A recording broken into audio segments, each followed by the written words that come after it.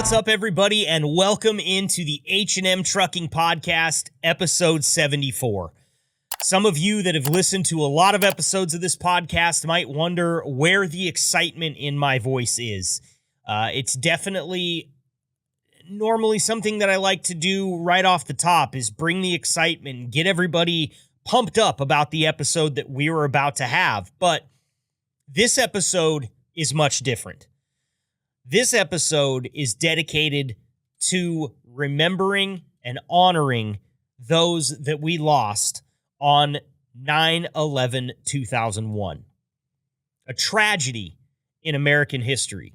One that galvanized this country and brought us together as patriots like never before.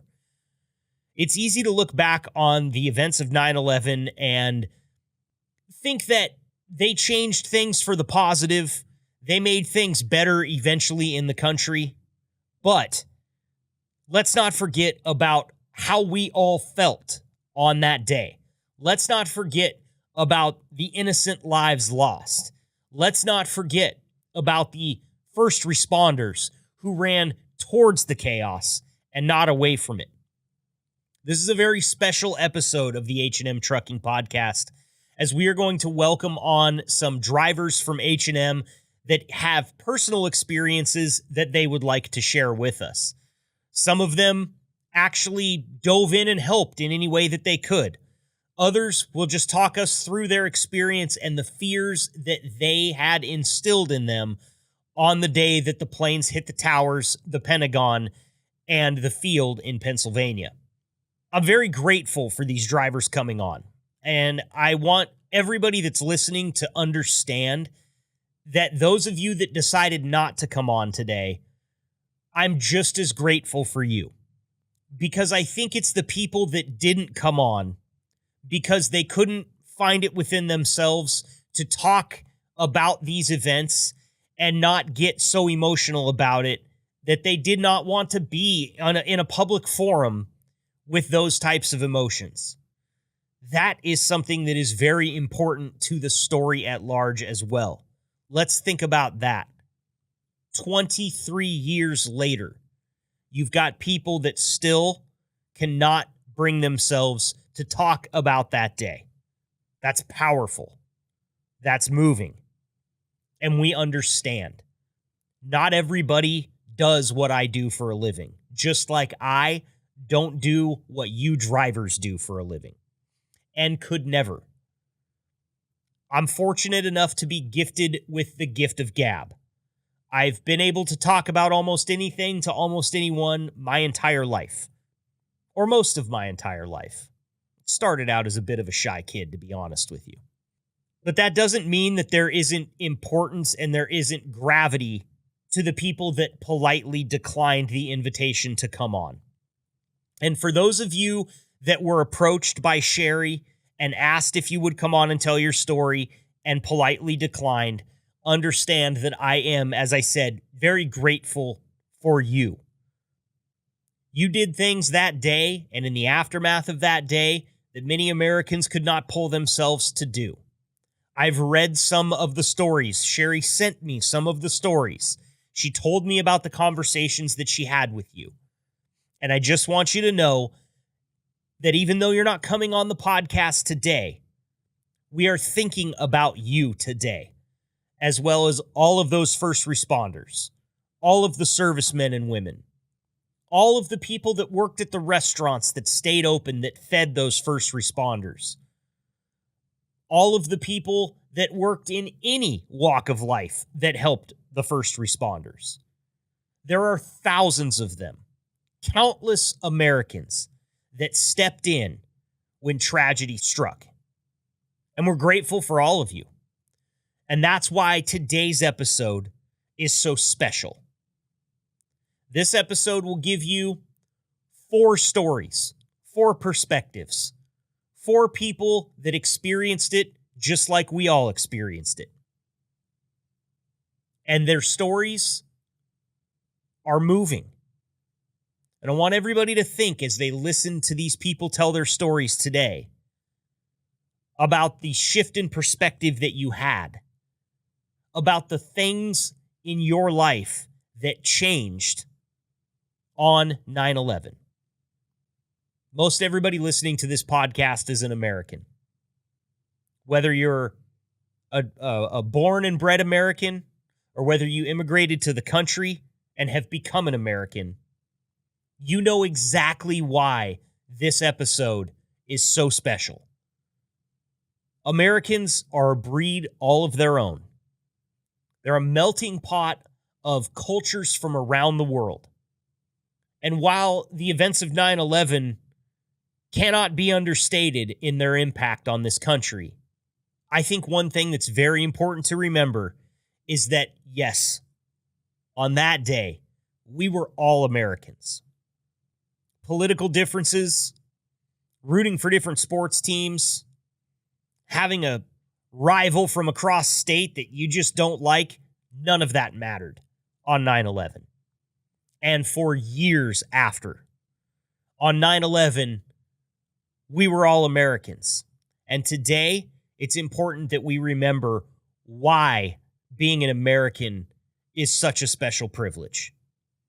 So please enjoy this episode of the H&M Trucking Podcast as we remember and honor everyone that had anything to do with the recovery efforts that followed the heinous attacks on 9/11. I think this is a very special episode, and you're really going to enjoy it. So without further ado, let's get Denny in here and get some of these H&M drivers on the phone. From Omaha, Nebraska, to whatever lane you're driving, this is the H&M Trucking Podcast with your host, Marcus Bridges.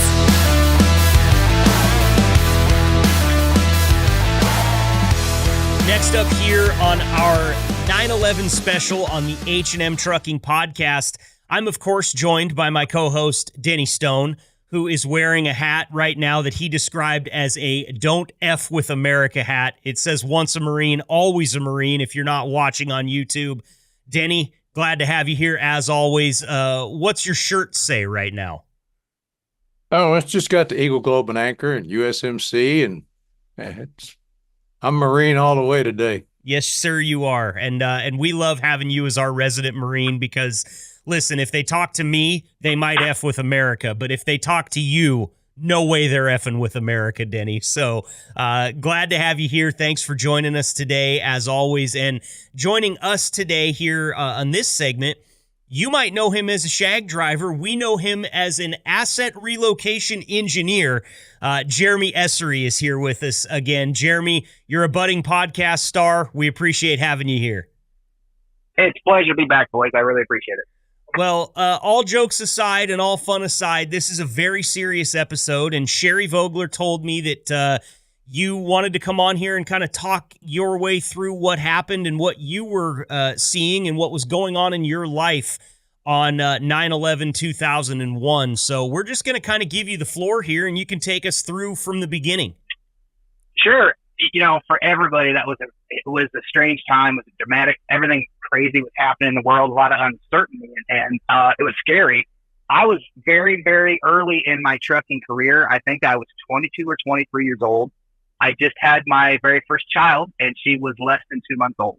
So I'm trying to navigate being a dad and you know, starting a trucking career and doing those things, and then you know that horrible day happened on 9/11, and you know it was scary because no one knew what came next, you know, and no one knew what to expect, or it was terrible. But like I said, I was early in my career, and you know, I got a job with a trucking company, very small company, and he actually gave me a shot and said, "Hey, here's the keys. Let's give you a shot." So I was headed out to Iowa, and I'm trying to remember. I think it was in Iowa, Illinois. Anyway, I called my broker because back then there was no cell phones, right? You called from a truck stop, 800 number. You know, you had to do all those things. And he says, "Hey, this load, they're not accepting this load for 2 days. So you can either sit there." So I called my boss. I'm like, "Hey, I want to go back home." So I actually went home because my daughter was very young, and the phone rang, the home phone rang, and one of my buddies, "Are you watching what's going on TV?" I'm like, "No," because I was sleeping. And I turned on the TV, and the minute everybody turned on the TV, everybody's world changed that day. And it was, I didn't know what to do, and I was just glued. I was fixed to the television, and I just watched it and watched it. And as I'm sitting there, I hear this crazy airplane noise above my house, and I run outside, and it just brought everything to a total reality at that point, because there was F-16s, and they were flying on each side of Air Force One, and they were flying right over my house. Wow. That's got to be chilling looking up at, especially after you've just turned on the TV and seen what's happening, to have that be the next thing that you hear. I imagine you got a little clenched up there. I didn't know what to say. I was shaking because I knew shit was real, right? I knew, because they were bringing the president at the time to land at the Air Force Base in Omaha, Bellevue, and Strategic Air Command, and that was command center for, they were getting him to a safe place so he could monitor what's going on and make calls, during his presidency.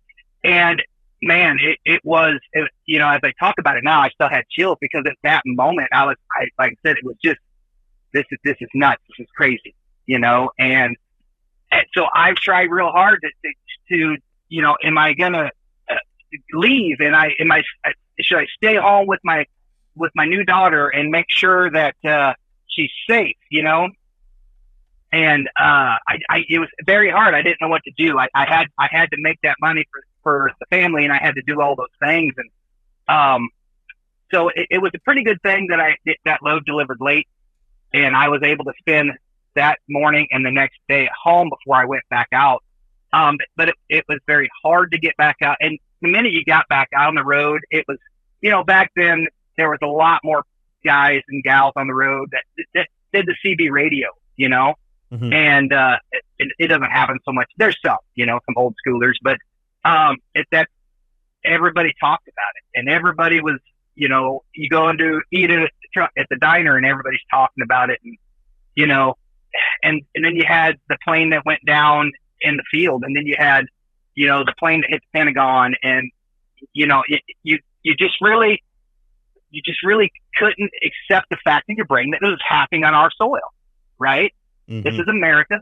Things don't happen that way, So, that's kind of where I was at, what I was doing. And you really, really made some phone calls that day to loved ones, and you reconnected with friends, and you held your babies close, and because you were uncertain, Oh, 100% uncertain. And I want to give a little bit of context here to what you're talking about with the Air Force Base. That's Offutt Air Force Base there in Omaha, if I'm not mistaken.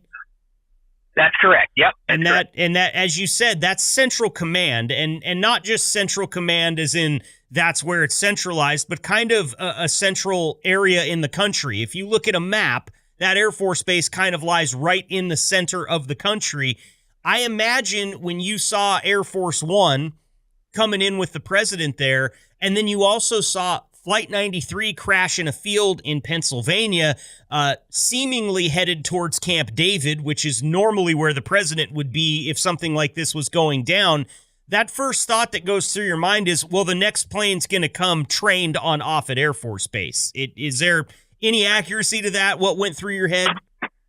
Yeah, because, in my brain, I was 22, 23 years old, and I'm like, all right, if they're bringing him here, are they gonna go after the president now? Are they gonna, so during that whole time, there was jets just circle. So from where I was living to the Air Force Base, it's probably 30 miles, 35 miles different.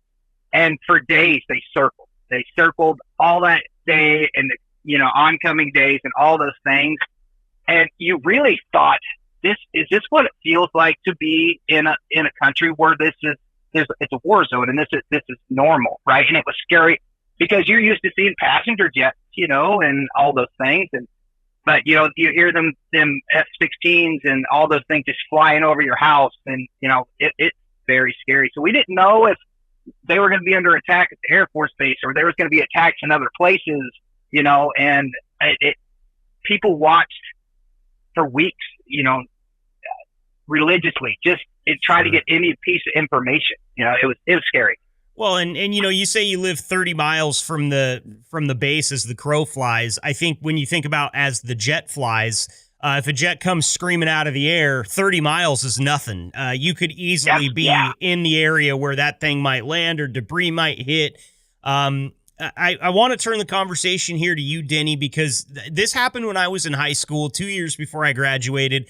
I had not yet experienced a newsroom or a radio studio during live breaking news that was this gripping and this compelling, and everybody wanted to see. I know you were covering it live on the air, Denny. A lot of moments happened. Historical moments in the United States have happened while you've been on the air. What was it like for you that day? Well, first was just disbelief. You're like, really? Because somebody in the newsroom called me and said, "Hey, you got to see this." And I ran in there and I'm like, "What?" Yeah, I thought we were watching a movie at first. It took a little while, not long, but a few minutes to sink in that, yeah, they were actually attacking U.S. soil. That just doesn't happen. First the first plane. Then I was standing there when the second plane hit. I was standing there watching. Of course, I was in Florida and I thought, well, I'm out of the danger zone. But then I realized, I'm like Jeremy said, I'm really close to the Space Center. So that could conceivably be a target if they're taking out major stuff. Because, we used to stand in the backyard and watch the shuttles come back, take off and come back. A funny thing, I don't want to make light of what's going on, but just a quick funny story to lighten the mood for a moment. You could tell the locals, people that have been in Florida for any length of time, from the tourists when a shuttle came back, because there are twin sonic booms. It would go boom, boom, and all the tourists are looking around, jumping around, going nuts. Locals are just like shrugging, going, "Yeah, shuttle's back." But anyway, back to this. Yeah, my mind's reeling. I'm thinking, okay, where's my family? Because I'm on the air. I can't just rush home. I have a job to do. But I'm like, are they safe? Trying to check on them, like the phone calls. My son at the time was Army Airborne. He was stationed at Aberdeen, which is just not far from Washington, D.C. My daughter-in-law at the time, I think she was a triage nurse. Anyway, she was actually at the Pentagon doing triage. I didn't know that until days later. Found out that she was at the Pentagon when it happened. I don't know what she was doing there at the time, but yeah. So it hit close to home for me. And I imagine just about every American can say has a comparable story. If you get a chance, and he held off for months. He wrote the song that evening, that day, or that night. But I don't think he performed it for maybe about a year, because he didn't want anybody to think he was capitalizing on it or commercializing or whatever. But listen to Where Were You When the World Stopped Turning by Alan Jackson. Yep. Just give it a listen when you get a chance. Yeah. One of those songs that it doesn't matter how much time passes, when you listen to it, it pulls an emotion out of you that you just don't feel unless you're listening to that song. And Alan Jackson, fantastic voice, amazing country musician, is one of the first albums I ever owned was, I believe, Chattahoochee. I'm not sure if that's actually what it was called, but you guys know Alan Jackson from that, and just one of the most iconic and gripping songs that you'll ever listen to. And, I was in high school, and I was on the West Coast, so this all kind of went down as I was going to school. I watched the first tower get hit right after the first tower got hit at home, and I watched the second tower in homeroom right after I got to school.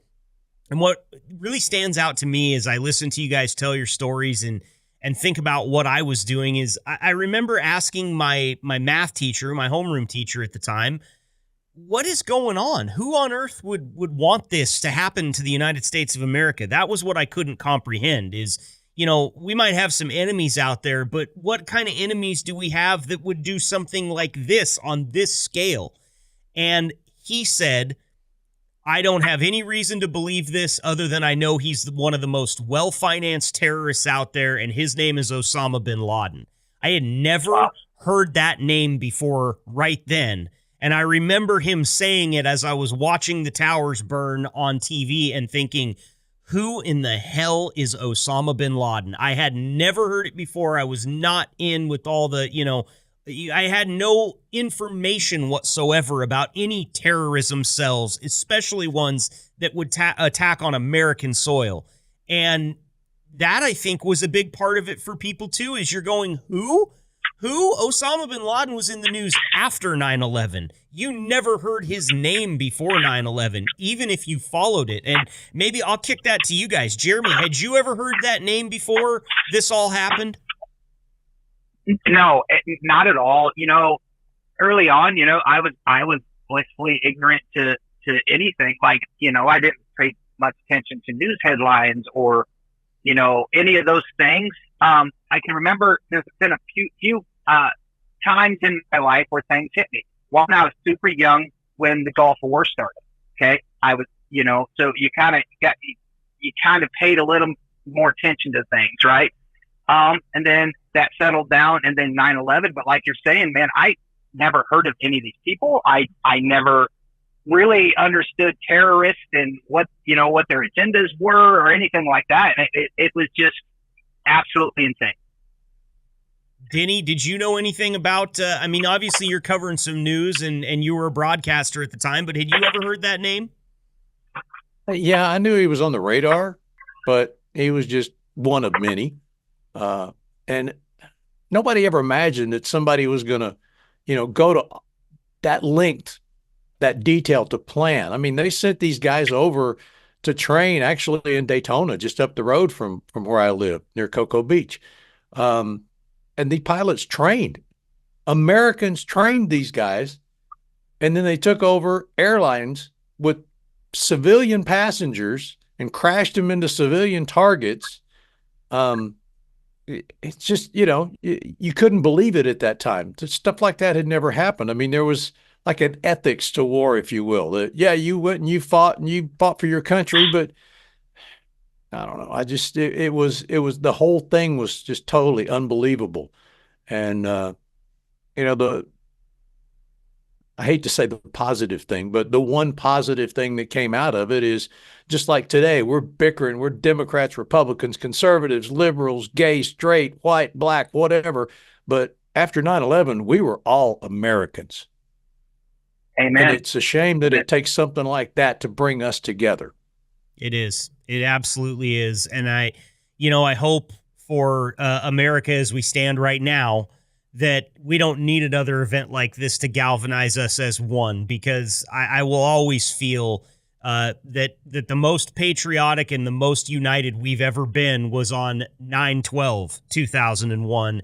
And that feeling lasted for years and years and years. And it's only recently come to blows between people in the same household or people in the same community or people in the same schools over what America really stands for, what an American really is. And I will tell you right now that if you haven't studied the history of how galvanized this nation was, it will give you a bit of hope for what we're looking at right now in an election year. Brother can't stand brother because of a political opinion. Trust me, that shit all goes out the window when something like this happens and you lock arms with the person standing next to you, regardless of who they might check the box next to the name of at the ballot box. And I have hope for it, that it can get back to that point. I do. I really believe in this country. And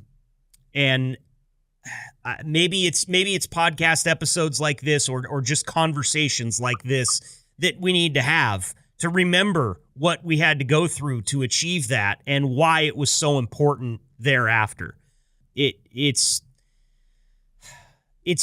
hard to talk about. I can't thank you enough, Jeremy, and Denny, you as well, and all the other drivers we're going to talk to today. This is not something that I think any of us were really looking forward to. We want to remember the day. We want to bow our heads and think about all of the great Americans that we lost and the first responders and all of the servicemen that gave their lives or made sacrifices, in the aftermath and all the things that happened because of this. But this is a tough one. And Jeremy, you especially, just want to thank you for being willing to come on here, kind of volunteering to come on here and talk about your story. It's not easy, my friend. Yeah, you're absolutely right. And there's times, even today, you'll see clips, of people in the trade centers that have leapt to their death, and it's still heart-wrenching, and it's like it takes you back to that day, and the one positive I seen was, and you touched on that during that time, was people wanted to be American. They wanted to fly flags, and they wanted to support families who lost loved ones. And people were going and registering to get in the armed services. And, we were Americans, and the fact sometimes we stray from that as time goes by, and there's fights about American flags in the pickup of a high school kid's car. This is America, okay? They earned that right. We're Americans. We should be able to fly that flag, and this is a different topic. But anyway, I want everybody to know that, I'm American. I love this country. I'll die for this country if need be, and at that time, when in those years, man, everybody was united, like you said, and we locked arms with whoever they were and whatever they believed in and whatever religion they were, and we were just Americans. Yep. And I'll echo your sentiment earlier. Amen to that, my friend. Jeremy, thank you so much for the time. Is there anything else that you'd like to say before we let you go? Last thing I want to do is run you out of here before you've said everything that's on your mind. No, I think I'm good. I would just like to say, I want to wish everybody else on the road, H&M and all the other men and women on the road, be safe out there, and God bless America. Thanks. That's Jeremy Essary, again, our asset relocation engineer here at H&M Trucking. We'll get you back on here soon, Jeremy, all right? All right, brother. Talk to you later.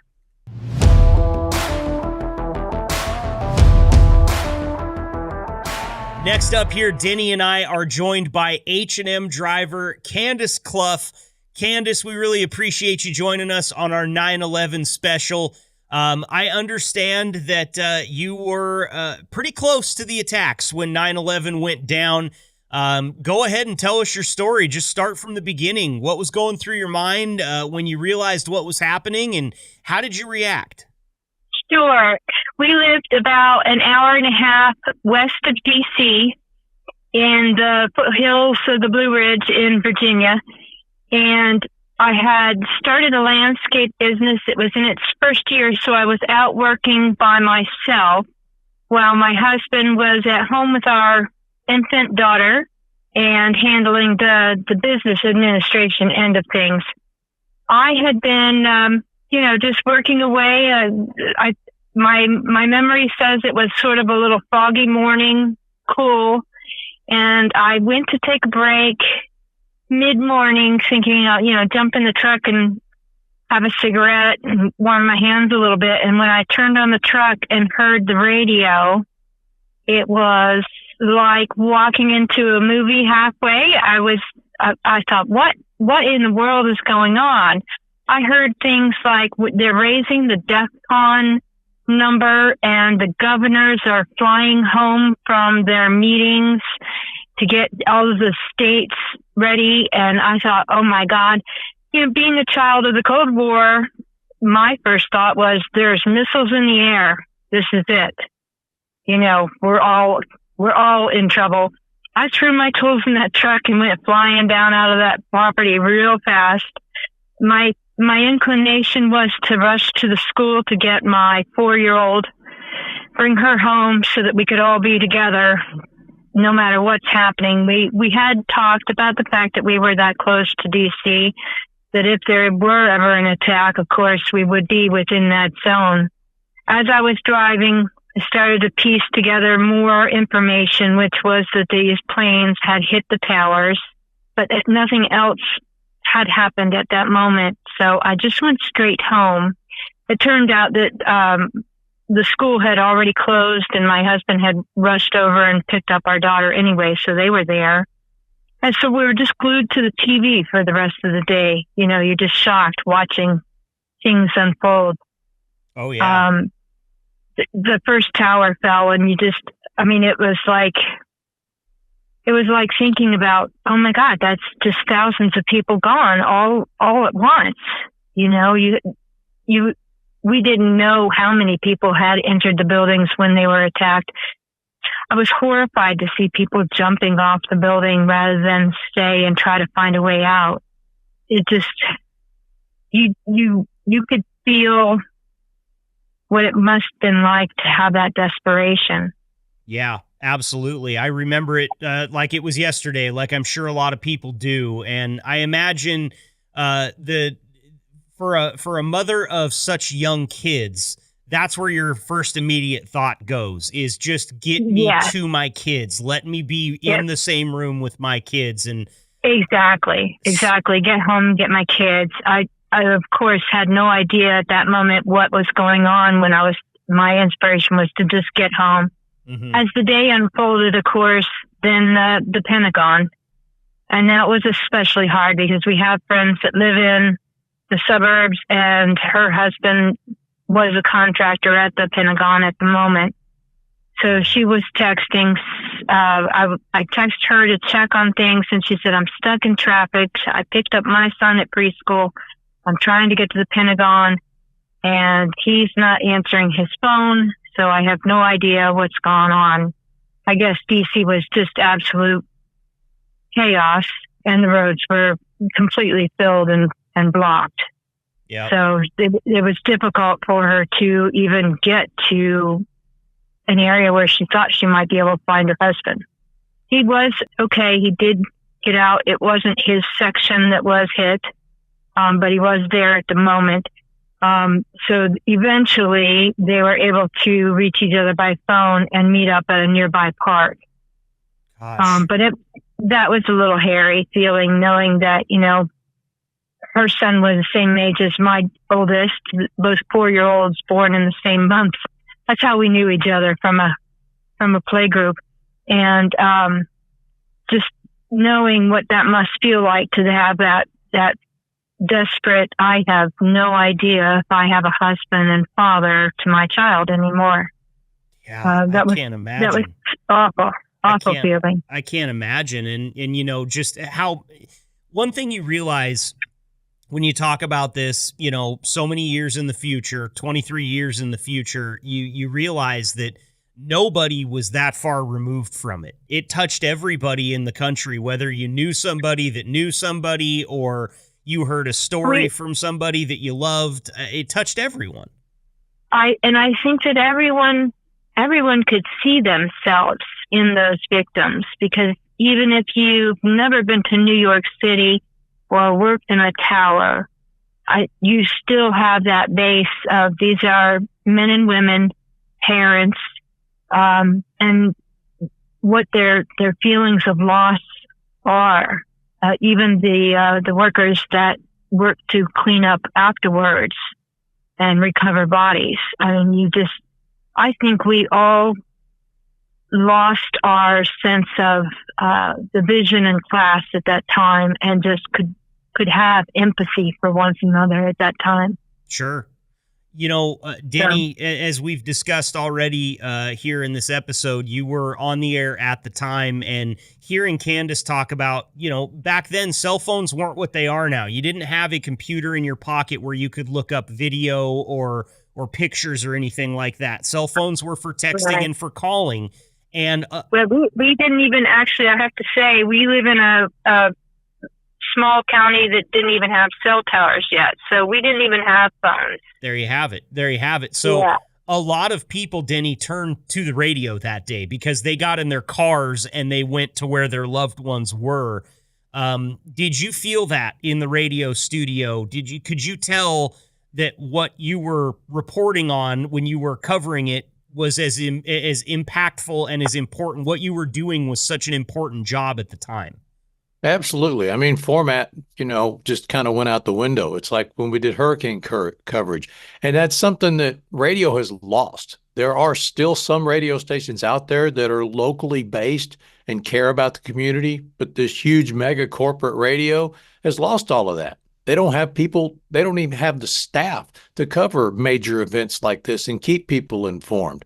And that's what radio's strength is. That's why radio was the heart of America, because they would, we'd broadcast the local football games and basketball games, and we knew all the local scores and the local weather. Now it's all coming from central locations. I say all, most of it. And my hat's off to those brave few, locally owned, privately owned radio stations that are still out there doing what radio should have done. I mean, according to the radio license by the FCC, they are supposed to serve the community, but somehow they find ways to get around that. But something that Candace said that really just opened my eyes, to get in the middle of this thing must have been like somebody back in the 30s that just turned on their radio during the Orson Welles War of the Worlds thing. Exactly. That's the way it was. It felt like. I just had this, has somebody launched the nuclear missiles and this is it, us in Russia. Yeah. That's what my brain went to, because I heard DEFCON changing numbers and governors are flying home immediately. And I just I thought that was what was happening. We were going to be in mushroom cloud any minute. And, but Denny's right. That radio, had I not gotten in the truck and turned it on and heard the radio, I would have worked away in solitude all day in someone's garden. These homes were DC regulars, so they were only weekend homes. They were empty while I worked. So nobody would have found me and come out and said, Candace, you need to know what's happening. I would have just been working away. That's unbelievable. So the radio is what keyed me into, there's something big happening. I've got to get out of here. Yeah, it's a real saving grace. And coming from live radio myself, it's one of the reasons that Denny and I, when these mics are off and we're just chatting, Denny and I are telling radio stories all the time about our experiences in the studio. And it was a very special thing. And as Denny said, it still is a special thing in some communities. I'm fortunate enough, a guy that I used to work with who runs an AM news talk station here in Eugene, Oregon. When there's forest fires, back as recently as 2020 and also last year in 2023, we had some forest fires get really close to a couple of communities here and actually burnt through some very small rural towns. And shout out to Bill London at KPNW in Eugene. I happen to know personally that he was sleeping at the studio so that he could get up at any given time and give a report. If there was an evacuation notice, he was on it. And that is radio back in 2001. That definitely, Denny, as you said, is not as common these days.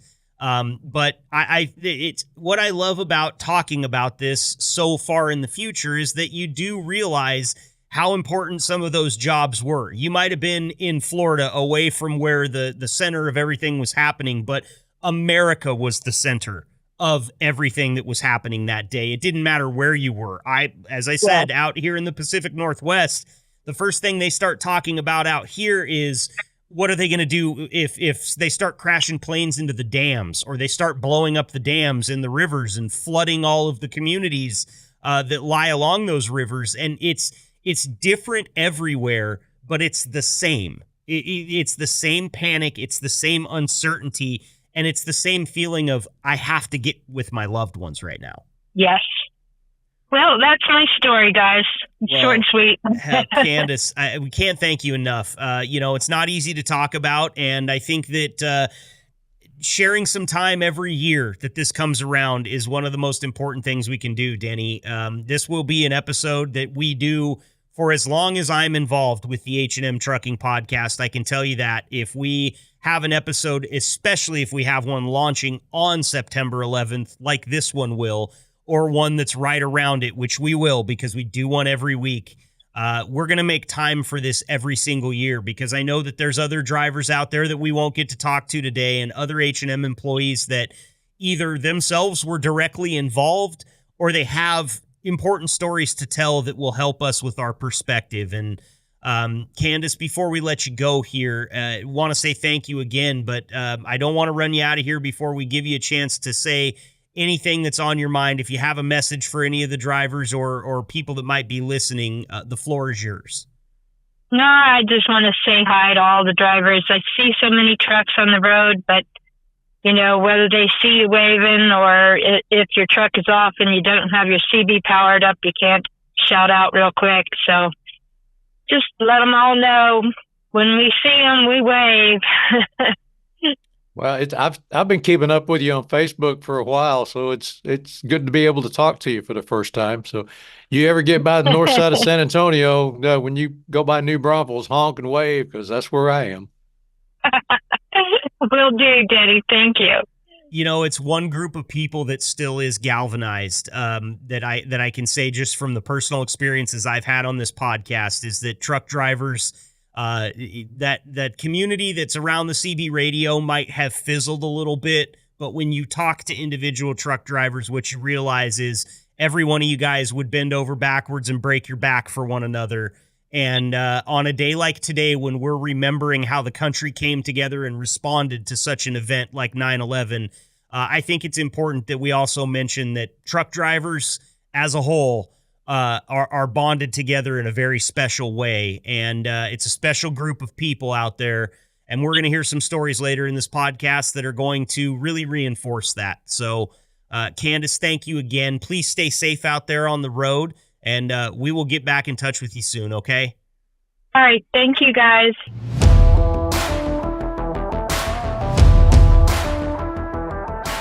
I've been preparing for this part of the podcast episode for, I can't tell you how long. I've actually tried to put this part off a little bit. As you guys know, I have a very big soft spot in my heart for dogs.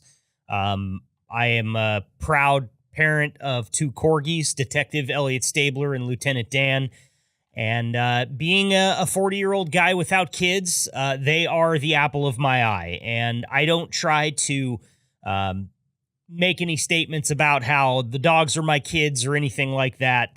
I'll never know what it's like to be the father of a real human child. My perspective comes from being the father of these 2 little dogs, being the brother of all the dogs that I grew up with, and just loving everyone's dog that I ever come by. And I have to thank Sherry Vogler for sending this to me because she knows that I feel that way about dogs. And that is the reason that she sent this post to me so that I could read it on the podcast today. This post was a public post made on Facebook by a man named Sean Dietrich. And it hits home very, very hard for those of us that are big dog people or animal people or patriots or people that lost loved ones during the attacks on 9/11 or people that just felt something empty in their hearts after that day. And I think that's pretty much every red-blooded American out there. But I won't share any more of my emotions here because I'm just going to try to get through this. This is a post called Good Dogs by Sean Dietrich. He says, "It was the dogs. The dogs are what got me. A few years ago, we visited the 9/11 Memorial Museum, and we saw a lot. Twisted steel girders, baby-faced portraits of the deceased, mutilated emergency vehicles. But it was the dogs that wrecked me. The dog exhibit is pretty small, located in the far corner of the museum with photographs of each search and rescue dog. You see dogs nosing through rubble, wearing safety harnesses. You see them in their prime. They're all deceased now, but they were spectacular. There was Riley, the golden retriever. He was trained to find living people, but he didn't find any.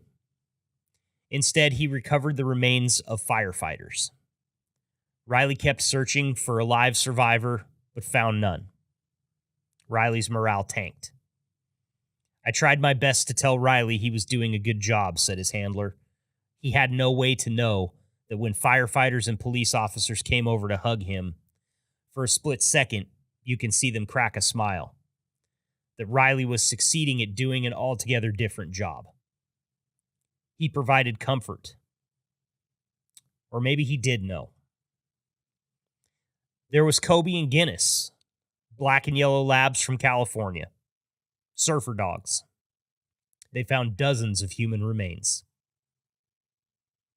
And Abigail, the golden lab, happy, energetic, committed, and a big fan of bacon. Sage, a border collie, cheerful, endless energy. Her first mission was searching the Pentagon wreckage after the attacks. She recovered the body of the terrorist who piloted American Airlines Flight 77. Jenner, a black lab. At age 9, he was one of the oldest dogs on the scene. Jenner's handler, Ann Wickman, remembers. It was 12 to 15 stories high of rubble and twisted steel. My first thought was, I can't send Jenner into that. At one point, Jenner disappeared down a hole under the rubble, and I was like, such a heart-stopping moment. Tracker, the German Shepherd, a tireless worker, worked until he couldn't stand up anymore. Tracker found Janelle Guzman McMillan, who was trapped for 27 hours among the debris. Janelle was as good as dead until the cold nose poked through the mangled steel.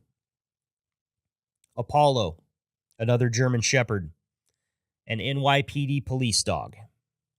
Coal black muzzle, liquid eyes, the very first dog on the scene, only 15 minutes after the attacks. Apollo worked 18-hour days. Once, he was nearly killed in a fire during his search. But Apollo had been drenched in water, and he was quick on his feet. No injuries. Jake, the Labrador. As a puppy, Jake was found on the side of the road in Dallas, abandoned and left for dead like trash. He had a dislocated hip and a broken leg. They made him a rescue dog. Jake worked until his body threatened to collapse from exhaustion. After his shifts, local New York merchants saw his rescue dog vest and treated him to free steak dinners in upscale Manhattan restaurants. And of course, there was Britang, golden retriever. Easygoing, dutiful, obsessed with food. Her owner and trainer, Denise Corliss, a firefighter from Harris County, Texas, brought Britang to ground zero while the rubber was still hot. Britang went straight to work. She worked for 10 days solid. 10 agonizing days. Britang never quit. She napped on site. Her trainer, Denise, recalls, there are images of her going to where she was directed to search, into the unknown, the chaotic environment. But even then, she knew who needed the comfort of a dog, and which firefighter needed to hold her close and stroke her fur. After 9/11, Britang also helped recovery efforts during the aftermath of Hurricane Katrina and Hurricane Ivan. She retired at age 9. Old age finally overtook her. She had a hard time using stairs, so Denise installed an above-ground pool to keep her joints limber. In retirement, Britang became a reading dog at a local elementary school. First graders, too shy to read aloud, would read to a white-faced elderly retriever who looked them in the eyes and smiled. She suffered kidney failure at age 16. She was put to sleep on June 7th, 2016, and became the last of the 9/11 rescue dogs to end her earthly career. Her train hobbled into the Cypress, Texas Animal Hospital one sunny Monday, only to discover the sidewalks and hallways were lined with firefighters, first responders, and rescue workers who saluted her. Her remains were later escorted from the hospital, draped in the American flag. We truly do not deserve dogs. Hug your dogs, people. They're worth more to us than we will ever know. And there will never be words to describe the joy and happiness that they bring to our lives. They are truly man's best friend.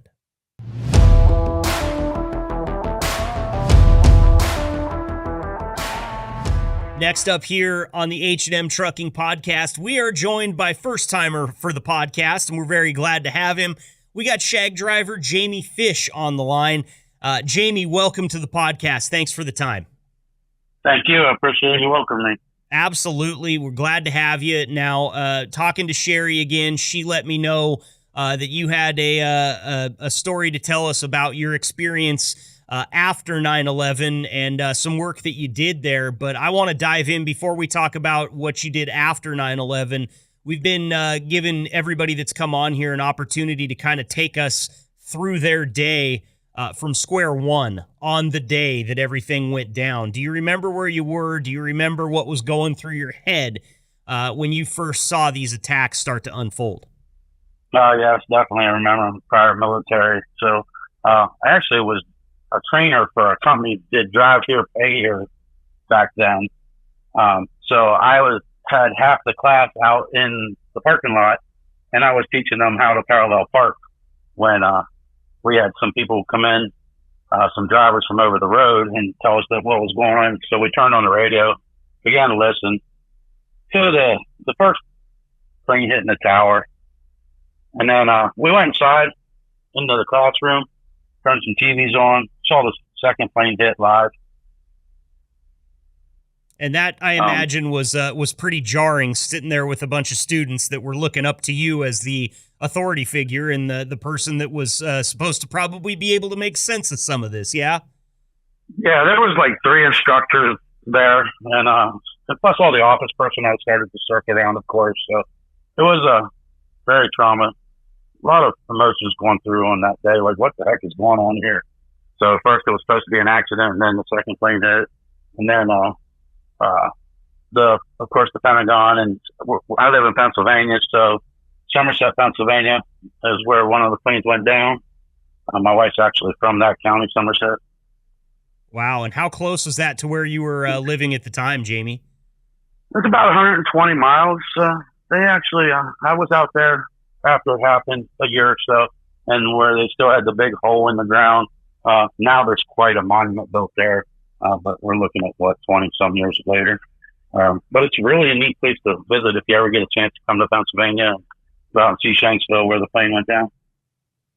Is it, I hear a lot of people say that when they visit the 9/11 memorial in New York City there where the towers fell, that it's a speechless experience, that they can't really come up with words. And even if they're there with loved ones and people that they are constantly talking to, they still have trouble talking and saying anything when they're actually there. Is it the same out there in Somerset? Yes, very much. It's very moving to think about what those people went through and the fighting the terrorists and trying to take back over the plane and, sacrificing those people. They really, who knows what lives they saved. They could have been heading for the White House or wherever they were trying to turn around and go to. Now, Denny, you talked a little bit about some of the media that came out, specifically Alan Jackson's song, Where Were You? And I think about the movie Flight 93, and I was only able to watch it once. I still have not been able to go back to that movie and watch it a second time. But you told me, Denny, before we came on here that you had thought of some other songs As a radio personality at the time on a music intensive station, I'm sure there were a lot of songs that really hit close to home for you. But what were some of the other ones that you'd thought of? Well, that came out shortly after that. Of course, we lost Toby Keith, a year ago, and his courtesy of the Red, White, and Blue, stick a boot up your ass. Would love that one. Charlie Daniels had one called This Ain't No Rag, It's a Flag. And more recently, this is one of those you might want to cover the kids' ears if you play it, but Creed Fisher's got one that says, Try to Burn This One. And that one hit home to me. Because these people that, disrespect our flag, if you really don't like it here, go somewhere else or shut up. I'm sorry, nice but little self-edit there. I fought for that flag. If you don't like it, that's why I just dare any homeowners association to tell me I can't fly my American flag. No. Yep. I'll go to war over this. That's my country. I'll fly that flag. I'll fly my Marine Corps flag. I'll fly my Cherokee Nation flag, and nobody's going to tell me not to. Jamie, as a former serviceman, do you have any thoughts on that? I have a flag in my front yard. Yeah, my flag's always up. It don't come down. It's lighted, and so it stays up 365. I always fly my flag. I also fought for my country, so it's important. I can relate to where he's coming from. Did you, as a former serviceman, think, after you saw all this unfold on 9/11, did you sort of think, how do I jump into action? How do I help? What can I do? I imagine you servicemen, that's the first thing that goes through your mind whenever something tragic like this happens, especially if it happens on our soil. Did you have some of those thoughts, Jamie, and how did you act on them? So I was very fortunate. Back then I worked for a food service supply company, and we did McDonald's and certain fast food places like that. And we had one up on Beekman Street, which is about 2 blocks away from the towers. It was probably like 3 or 4 days after the original attacks on Tuesday that this company worked with McDonald's or whatever, and we took a whole 48-foot tractor and trailer reefer of extra burgers, French fries, all kinds of stuff, because this certain McDonald's on Beekman Street was going to help feed the workers. And what an experience going up there 4 days after. As soon as we crossed the Verrazano Bridge, there was dust, and there was nobody on the streets except National Guard. There was 2 Hummers sitting right across the Verrazano Bridge with, 8 or 10 soldiers outside, all armed, standing there. They actually gave us, they escorted us the whole way to where we were going on Beekman Street, which, of course they did, because there was so much work going on and people everywhere walking around. But there was literally, once we got parked on the street, there was literally 4 inches of dust on the sidewalk 2 blocks away, 4 days later. One of the other trainers and I took 2 of the trainees up to unload this food, but that was how I contributed to it, to help them people that were trying to dig out the survivors of the towers. It was very touching. Oh, I imagine so. And thinking about it all these years later, it's hard to think about any positives that came from this, Jamie, but I think there are positives that came from it for sure. And you've got to feel pretty good about that. I mean, there was a lot of us. I was in high school at the time. Denny was performing his service by telling people within his radio broadcasting range what was going on. And I didn't get to do anything other than just be a wide-eyed child watching this. And that's exactly what I felt like, even though I believe I was 17 at the time, just had turned 17. I felt like an infant. I felt like there was nothing I could do.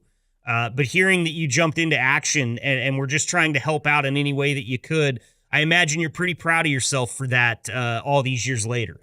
Serving this country is it's something instilled in me from the young age. Like when I graduated high school, I went right into the service and served the country. So this was just another chance that I could help somebody.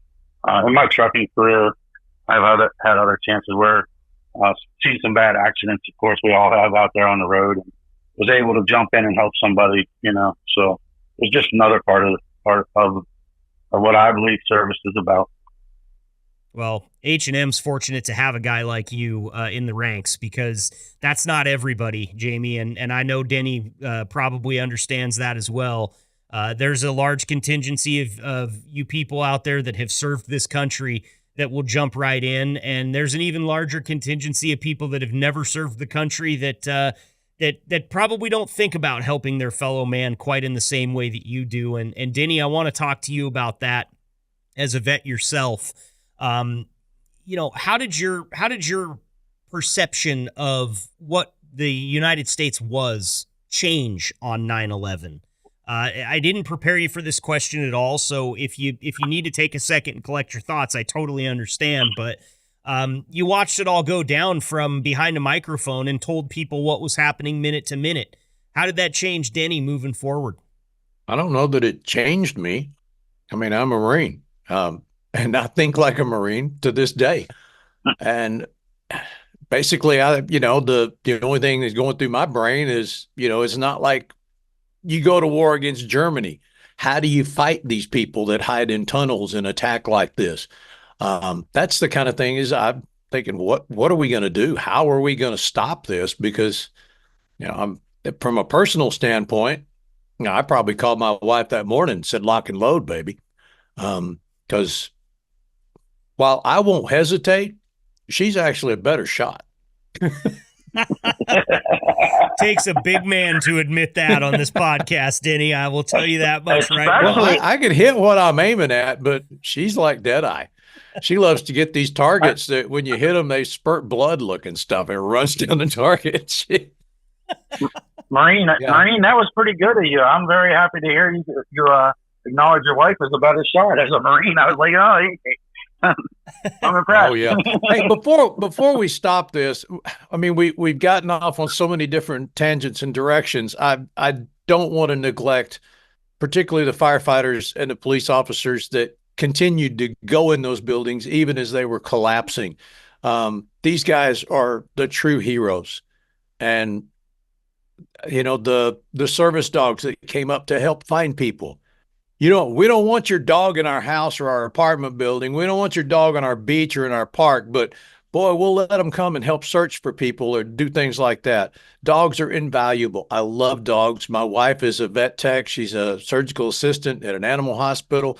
So hats off to the firefighters, the police officers, the National Guard, the dogs that helped out, the people like you, Jamie, that came in and brought food to these people that were working. And again, we haven't acknowledged, you mentioned the dust, but how many people got sick and died because of their exposure, because they were there doing their job and helping. And, months or years or whatever later, they've got either chronic respiratory problems or even died because of this event. So it wasn't just the thousands we lost that day. It's those that were there in that building. And so many of them went back in knowing that thing was coming down. They still went back in to help. Yeah. And, in the face of the way that the world is today, you hear the words that came out back around 2020, defund the police. And it was really amazing to me to hear that we've come so far, because back in 2001, first responders were everything. They were the reason that we were all able to clean up the pieces and move forward into the next battle. And you're right, Denny, and I really do appreciate you bringing that up, because we can't say enough about the first responders. We can't say enough about the dogs that were sniffing through the rubble and all the people that risked their lives. And people like Jamie, you're sitting here telling us that you drove right into it. Yeah, it was a few days later, but what Denny's talking about is I won't drive a rig into Manhattan, period, even on a good day.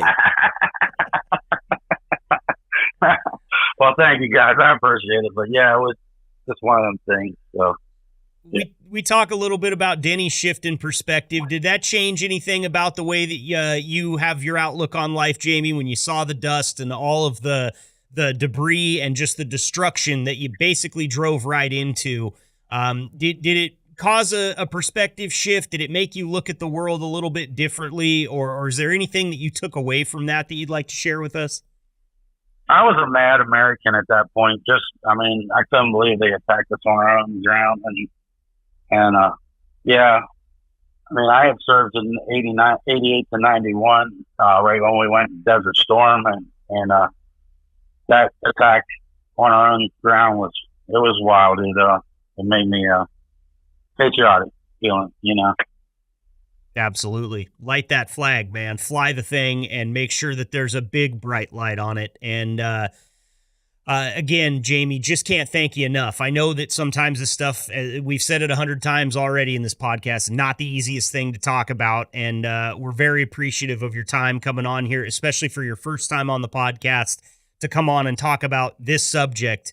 It just can't thank you enough. And before we let you go here, I want to give you a chance to say anything else that you might want to say. If you've got a message to any of the other drivers out there or any of the employees at H&M or anyone that might be listening, I'll give you the floor here. Take as much time as you need. I just, everybody can pitch in and do their part, whatever it may be. I still serve veterans. I'm very involved in the American Legion of Pennsylvania. I'm an avid motorcycle rider, so I do a lot of charity rides. That's my way to give back. We all have our own way where we like to give back to society and try to make us better people in a better country. A little kindness will go a long way. And thank you for having me. Absolutely. And well said there. A little bit of kindness goes a long way. You talk about the ripple effects that Denny mentioned. Months, years after, people getting sick, people dying from this attack and the things that happened around it. Kindness has a ripple effect in a lot the same way. You never know what the person that you're talking to in any given day is going through at that point in time. And a smile, a handshake, a warm thought, opening the door for somebody, letting somebody go first in traffic, that stuff can really resonate. And we appreciate it, Jamie. Thank you so much. I would love to have you back on the podcast again to talk about something a little bit more lighthearted, because Sherry told me that you had told her you had a trucker mouth, and I got to give you big props here, man. Not one F-bomb, anything like that. You did great, and next time I promise you, we'll let you loose as many of them as you want to, okay? I've been throwing them trucks around a little while. Like, this is my 30th year, so I'm also third generation, so my mouth can get a little bit, but I really try. Well, you did a great job today. That's Jamie Fish. He's a shag driver for H&M. Jamie, you take care of yourself. We'll be in touch, okay? Thank you. Have a good day.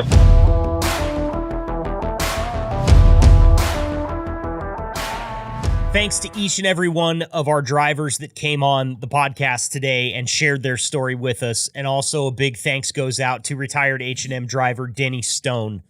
I'd never want to understate what Denny did that day. I was a fresh-faced high schooler dreaming of being on the radio when 9/11 struck. And Denny was doing the work that I wished to do someday, which was informing the masses about what was happening to our country in real time. So to everyone involved, whether it be in this podcast, in H&M Trucking, or in the trucking industry in general, thank you for the things that you did, however big or small, in the aftermath of 9/11. It united us as a country, and in the course of my life, there are few things that I feel could do such a thing for our country again. I hope that nothing this heinous ever happens again, and I hope that it's not a tragedy that brings us all together as Americans. I hope it's a triumph that brings us together as Americans, whatever that may be. God bless America. God bless every single one of you out there listening. Thank you so much for tuning in to our special 9/11 episode of the H&M Trucking Podcast. I've been your host, Marcus. Sorry for the emotions getting the best of me a couple of times today. Stay fresh, cheese bags.